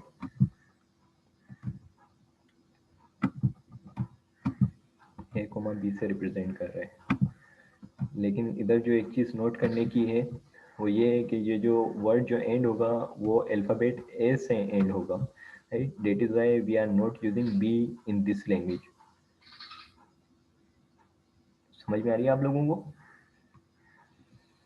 मीन्स हमारे पास जो हमें लैंग्वेज बनानी है वो बनानी तो इन दो अल्फ़ाबेट से कंबाइन कर कर ही है, लेकिन जो लैंग्वेज वर्ड एंड होना चाहिए वो ए से एंड होना चाहिए. मीन्स इधर भी ए है, इधर भी ए है, इधर भी ए है, इधर भी ए है. बी से कोई भी वर्ड एंड नहीं हो रहा. दो बी इनिशियल में, स्टार्ट में, मीन्स स्टार्ट में, सेंटर में यूज़ हो रहा है, लेकिन एंड में बी वाला वर्ड हम इधर काउंट नहीं करेंगे. हमें ऐसी लैंग्वेज डिज़ाइन करनी है इसमें. जी लास्ट में ए होना चाहिए. It consist of word over the alphabet.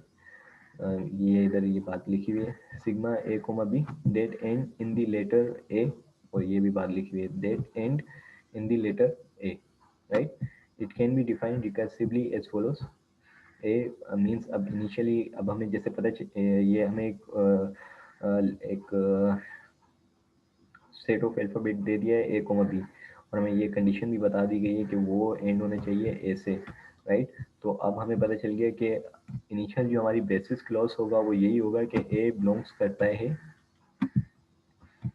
A belongs करता है एल से, राइट। तो बेसिस क्लॉज हमारा ये क्लियर हो गया, राइट, कि ए बिलोंग्स करता है एल से, क्योंकि हमारा फर्स्ट एलिमेंट जो होगा वो ए ही होगा। अब सेकंड जो होगा, सेकंड कंडीशन क्या है, if X is also belongs to L then A X B X is also belongs to L. अब सेकंड कंडीशन में एक्स हमारा किसके इक्वल हो गया, एक्स हमारे पास है ए के इक्वल, क्योंकि अभी एल में, एल सेट में हमारे पास ए ही है, राइट। तो एक्स जो है हमारा ए के इक्वल हो गया, राइट। तो A X will become double A और B X will become B A, means A X, A की जगह ए ही रखा और इस एक्स की जगह हमने ए पुट कर दिया, बी की जगह बी रखा और इस एक्स की जगह ए पुट कर दिया, तो B A, right. And then A A X means A की जगह ए ही रखा, एक्स की जगह ए पुट कर दिया, बी की जगह बी रखा, ए की जगह एक्स पुट कर दिया, ऐसे ही ये डबल ए एक्स की जगह, डबल ए की जगह डबल ए ही रखा, एक्स की जगह ए पुट कर दिया, डबल बी एक्स की जगह बी बी सेम ही रखा और ए पुट कर दिया, राइट। तो रिकर्सिवली ये इन्फिनाइट तक जाता रहेगा। For instance the word A B A can be constructed as follows, A belongs to L choosing X जो है अब वो ए के इक्वल हो गया, right, means A belongs to L first condition. Second condition में if X belongs to L तो A X is equal to A, right, और B X will be equal to B A, means ये first condition हो गई, if A is belongs to L तो X is belongs to A, right, then B X belongs to L will be equal to B A, right. Now choose X belongs to B A, means अब जो हमारे पास ये B ए आ गया x में, right.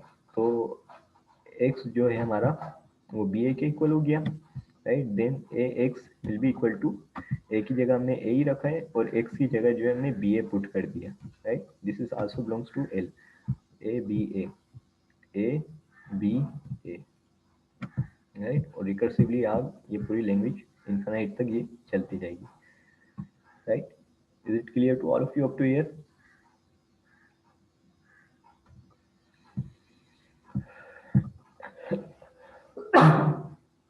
Sorry,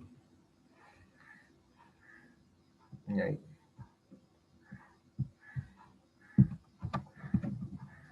So the tree diagram illustrates systematically how to drive the word in L, right?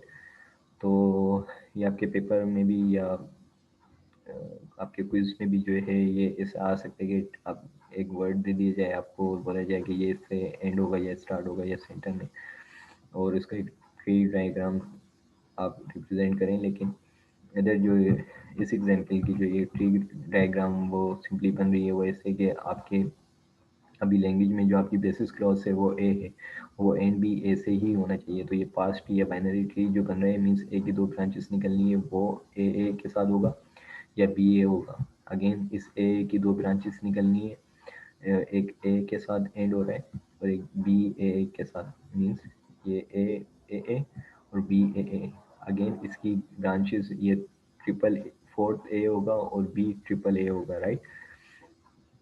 और इस B ए की भी अगेन, तो ये हो जाएगा B A B triple A and B B B A, right, double A, right. So in the form B A, तो ये ए बी ए मीन्स इसकी फर्स्ट फॉर्म में ए आ गया पेंड हो जाएगा तो ए बी ए हो जाएगा, सेकंड में बी आ गया पेंड हो जाएगा तो बी बी ए हो जाएगा, राइट। अगेन इसको जब करेंगे तो डबल ए बी ए हो जाएगा और बी ए हो जाएगा, और यही ऐसे ए बी बी ए और ये ट्रिपल बी ए और एंड सो ऑन, ये बाइनरी ट्री एक्सपेंड होता रहेगा, right. Is it clear to all of you up to here?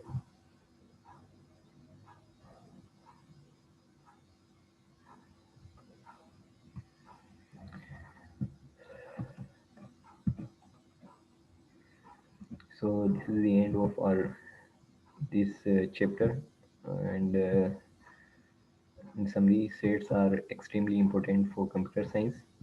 A set is simply an unordered list of objects means जिसके अंदर हमारे order और repetition matter नहीं करती। सेट ऑपरेशंस जो होते हैं हमारे, यूनियन को भी हमने देखा, इंटरसेक्शन को भी, डिफरेंस को भी, and so on. To prove set equalities, right? Applying existing identities means हमने equality को परफॉर्म किया existing identities की बेस पे, और लॉ ऑफ सेट्स जो होते हैं कम्यूटेटिव, एसोसिएटिव, और इन सारे आइडेम्पोटेंट लॉ और नेगेशन, डबल नेगेशन लॉ, इन सब की बेसिस पे हमने उनकी इक्वलिटीज को प्रूव किया। On the basis of mutual inclusion means हमने दो सेट्स को डिपेंडेंट और on the basis of subset और उसकी इक्वलिटी को प्रूव किया, right? Pigeonhole principle, and in the last we have covered recursion of set, right? So this is the end of our eighth lecture, and